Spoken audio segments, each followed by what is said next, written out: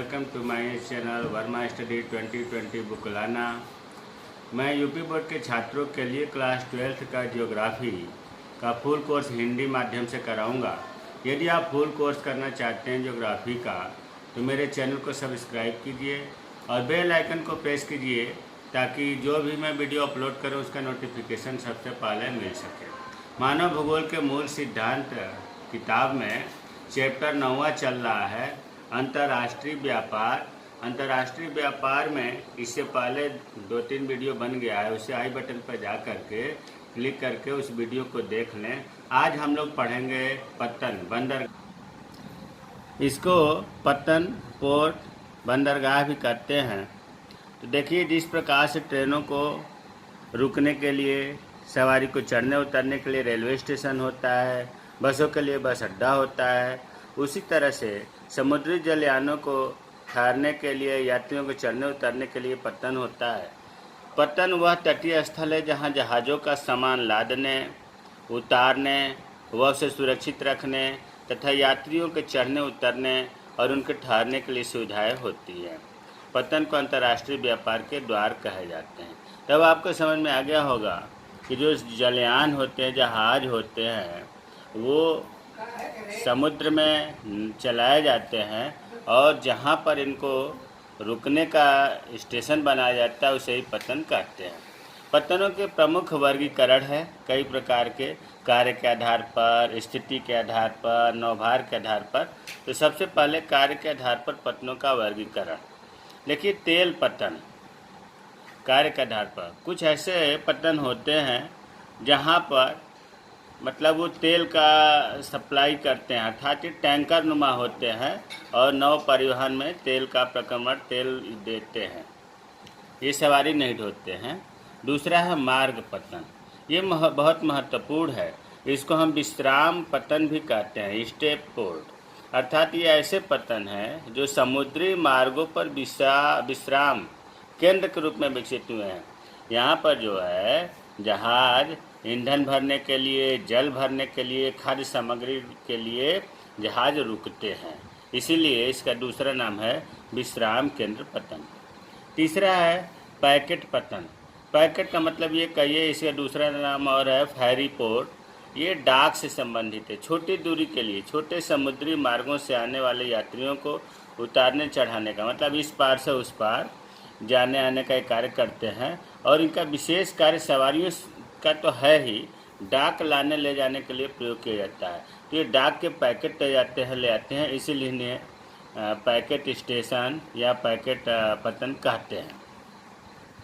चौथा होता है कार्य के आधार पर आंत्रोपो पत्तन। देखिए, नाम जितना कठिन उतना है कुछ इसमें नहीं। आंत्रोपो पत्तन में ये कटरण केंद्र होते हैं, अर्थात यहाँ पर विभिन्न देशों से माल आता है के लिए, निर्यात करने के लिए, और उस माल को, उस वस्तुओं को दूसरे देशों में यहाँ से निर्यात किया जाता है। अर्थात इस पत्तन से जो सामान आता है यहाँ पर वो दूसरे देश में भेजने के लिए आता है, निर्यात करने के लिए आता है। पांचवा है कार्य के आधार पर नौसेना पत्तन। सेना 3 प्रकार की होती है, थल सेना, वायुसेना, नौसेना। ये नौसेना वालों के लिए, जिसे हम नेवी कहते हैं, नेवी वालों के लिए बंदरगाह होता है। इसमें युद्ध के जहाज़ों को सेवा प्रदान करते हैं ये पत्तन। ये आम पब्लिक के लिए या सवारी के लिए नहीं होती है। तो कार्य के आधार पर 5 प्रकार के पत्तन हो गए: तेल पत्तन, मार्ग पत्तन, पैकेट पत्तन, आंत्रोपो पत्तन, नौसेना पत्तन। और दूसरा वर्गीकरण है अवस्थिति, मतलब लोकेशन, स्थिति, सिचुएशन के आधार पर पत्तनों का वर्गीकरण। ये 2 प्रकार के होते हैं, आंतरिक पत्तन और बाह्य पत्तन। देखिए, इनको समझने से पहले आप ये समझ लो कि जो मेन पत्तन होता है, जहाँ पर जहाज रुकते हैं, उसे हम कहते हैं वास्तविक पत्तन। अब वास्तविक पत्तन से अलग होता है आंतरिक पत्तन और बाह्य पत्तन। तो आंतरिक पत्तन क्या होता है? ये पत्तन समुद्र से दूर स्थल खंड के भीतर स्थित होते हैं, परंतु नदी या नहर द्वारा समुद्र से जुड़े होते हैं, जिससे विशेष प्रकार के पूर्वजरे छोटी नौकाएं की सहायता से इन तक पहुँचते हैं। इसका मतलब ये हुआ कि सभी पोर्ट्स या सभी पत्तन समुद्र में होते हैं, समुद्र के किनारे होते हैं, लेकिन ये समुद्र से दूर स्थल खंड मतलब जहाँ समुद्र नहीं है वहाँ होते हैं, सूखे जगह पर होते हैं, लेकिन स्थल खंड से समुद्र के बीच में नदी के या नहर के द्वारा ये जुड़े होते हैं। तो जो स्थल सूखे स्थल पर जहाँ पानी नहीं है, कम है, पतले नहर या नदी के द्वारा ये स्थल जुड़ा होता है, उस प्रकार के पतन को कहते हैं आंतरिक पतन। वहाँ पर बड़े जहाज नहीं जा पाते हैं, वहाँ पर छोटे छोटे नौकाएं जिन्हें हम पोत बजरे कहते हैं, इनकी सहायता से वहाँ लोग पहुँच जाते हैं, जैसे मैनचेस्टर, कोलकाता में। इस प्रकार के पतन हैं जो स्थल खंड के भीतर हैं। नाम से ही लग रहा है कि स्थल खंड के भीतर स्थित है।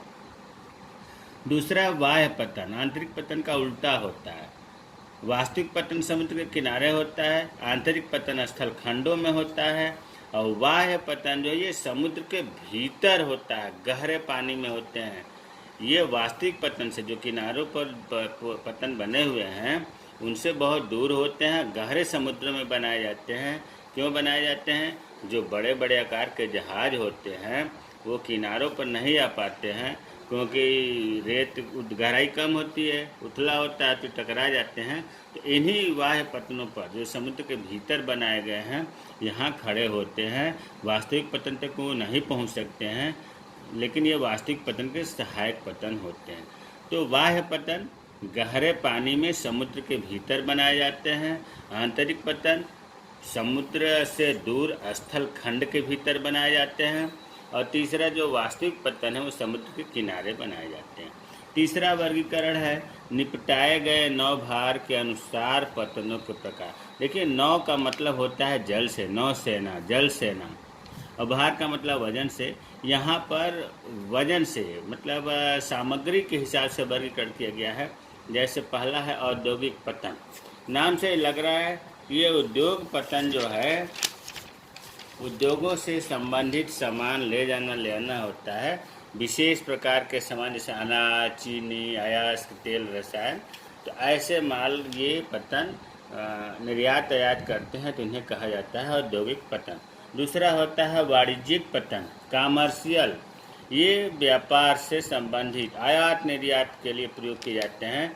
वैसे इसमें कुछ सवारियों का भी प्रयोग करते हैं और कुछ जलपोतों को आश्रय रुकने का भी स्थान देते हैं, वाणिज्यिक पतन।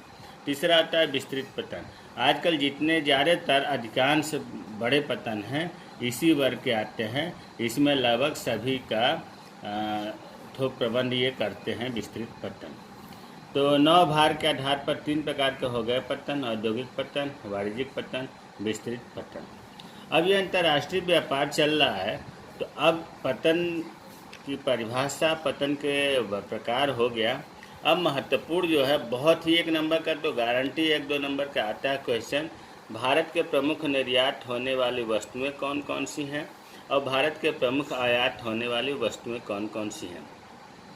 देखिए, हमने लगभग 10 सामान लिखे हैं, 10 वस्तुओं के नाम। अगर इनमें आप आसान 5-6 भी याद कर लेंगे तो ये जो 2 नंबर के क्वेश्चन आते हैं मिस नहीं होगा। तो भारत के प्रमुख निर्यात होने वाले वस्तुएं, जैसे पहला है चाय। भारत से चाय जो है निर्यात किया जाता है। निर्यात का मतलब है बाहर वस्तुओं को, दूसरे देश को वस्तुओं को भेजना, बेचना। याद रखिएगा, निर्यात किसी देश के लिए अनुकूल स्थिति होती है।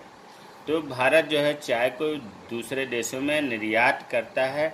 ब्रिटेन जो है सबसे बड़ा ग्राहक है, ब्रिटेन सबसे ज़्यादा चाय की खरीदारी करता है। इसके अलावा कनाडा, अमेरिका, ईरान, ये चाय के निर्यात मतलब आयात करने वाले देश हैं। दूसरा है सूती वस्त्र। सूती वस्त्र भी निर्यात करता है भारत। सबसे ज़्यादा सूती वस्त्र भारत का अमेरिका खरीदता है, उसके बाद रूस, न्यूजीलैंड, श्रीलंका लेता है। जूट का सामान, सबसे बड़ा ग्राहक अमेरिका है जूट का सामान का, क्यूबा है, रूस है, ब्रिटेन है। खनिज, भारत में खनिज में सबसे ज़्यादा अभ्रक होता है। बच्चों, आप लोगों को मालूम होगा कि अभ्रक जो है विश्व का सबसे महत्वपूर्ण भारत उत्पादन करने वाला देश है। 80% दुनिया का, विश्व का जो उत्पादन है उसका 80% अभ्रक भारत में ही होता है। अमेरिका, जर्मनी, ब्रिटेन को निर्यात भारत करता है। चमड़ा तथा चमड़े का सामान, ये भारत निर्यात करता है, ब्रिटेन को, रूस को, अमेरिका को इत्यादि। गरम मसाले भी भारत से विदेशों को भेजे जाते हैं। अब गरम मसालों में जैसे यूरोपीय देशों और अमेरिका को निर्यात किया जाता है। इलायची है, काली मिर्च, लौंग, हल्दी, अदरक, अजवाइन, ये भारत निर्यात करता है। समुद्री उत्पाद, समुद्री का मतलब समुद्र से तैयार हुए प्रोडक्ट, विशेष तौर से जमी हुई झींगा मछली जो है समुद्री उत्पाद में माना मतलब बहुत विशेष रूप से निर्यात करता है भारत, जमी हुई झींगा मछली। कहवा वैसे सबसे ज़्यादा तो होता है ब्राज़ील में, लेकिन भारत भी कहवा जिसे हम काफ़ी कहते हैं उसका भी निर्यात करता है विश्व के कई देशों में। इंजीनियरिंग का सामान, पूर्वी एशिया, अफ्रीका, पूर्वी पश्चिमी यूरोपीय देशों में इंजीनियरिंग के सामान को भारत निर्यात करता है। अब आता है सबसे महत्वपूर्ण है दस्तकारी का सामान। दस्तकारी का मतलब होता है कि रत्न, जवाहरात, हस्त निर्मित वस्तुएं, ये जो है दूसरे देशों को भारत निर्यात करता है। रत्न और आभूषण के निर्यात में आप मान लीजिए कि रत्न 90% और 10% आभूषण निर्यात करता है। USA, Belgium, Hong Kong, France, Japan दस्तकारी सामानों का आयातक देश है। मतलब भारत निर्यातक देश हुआ, वो आयातक देश हुए, आयात करने वाले हुए। अब है भारत के प्रमुख आयात होने वाले वस्तुएं। आयात का मतलब ये होता है कि अपने देश में अर्थात भारत में विदेशों से इन वस्तुओं को मंगाया जाता है। पहला है मशीनरी तथा परिवहन उपकरण। मशीनरी तथा परिवहन उपकरण का मतलब मशीनरी, बहुत बड़ी बड़ी मशीनें जैसे औद्योगिक मशीनें, उद्योग चलाने वाली मशीनें, विद्युत मशीनें, उत्खनन मशीनें। परिवहन उपकरण में परिवहन उपकरणों का, यातायात वाले उपकरणों को भारत मंगाता है।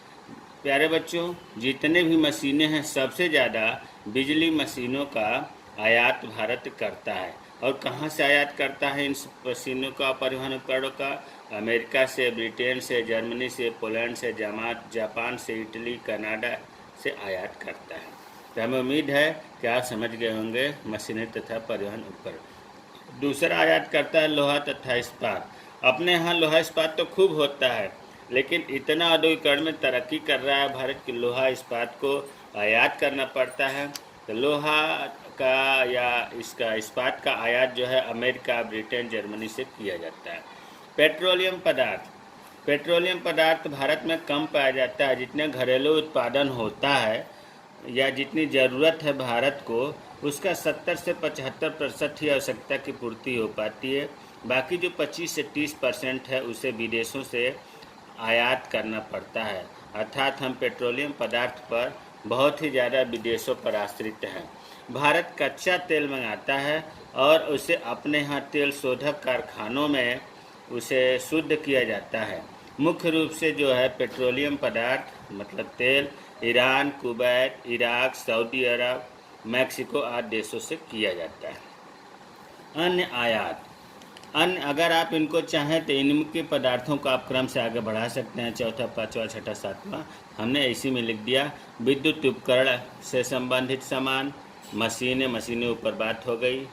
रासायनिक पदार्थ भी आयात करता है, कागज़ भी आयात करता है, उर्वरक भी आयात करता है, प्लास्टिक सामग्री भी आयात करता है, कागज़ की लुगदी भी करता है, कृत्रिम रेशे, रबड़, मोती, बहुमूल्य पत्थर भी आयात करता है, ऊन भी करता है, दवाइयाँ भी करता है।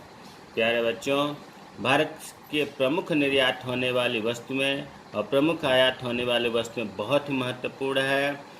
और मेरे चैनल को सब्सक्राइब कीजिए ताकि मैं मोटिवेट हूँ, अधिक से अधिक इंटरेस्टिंग वीडियो बनाने का कोशिश करूँ।